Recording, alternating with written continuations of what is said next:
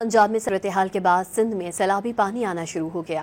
نوشیرو فیروز آپ کو اپڈیٹ کریں کہ پنجاب میں سیلابی صورتحال کے بعد سندھ میں سیلابی پانی آنا شروع ہو گیا ہے۔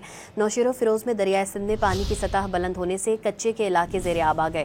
سیلاب پانی سے سینکڑوں ایکڑ پر کھڑی کپاس، دھان، تل، جوار اور دیگر فصلیں ڈوب گئی ہیں۔ گھوٹکی میں درمیانے درجے کے سیلابی صورتحال ہے۔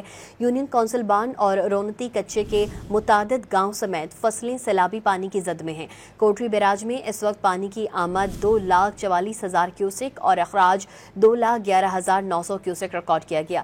گڈو بیراج اپ سٹریم میں پانی کی آمد 3,33,400 کیوسک جبکہ اخراج 3,02,000 کیوسک ریکارڈ کیا گیا۔ کوٹری بیراج میں اس وقت پانی کی آمد 2,44,000 کیوسک اور اخراج 2,11,900 کیوسک ریکارڈ کیا گیا۔ گڈو بیراج اپ سٹریم میں پانی کی آمد 3,33,400 کیوسک جبکہ اخراج 3,02,000 کیوسک ریکارڈ کیا گیا۔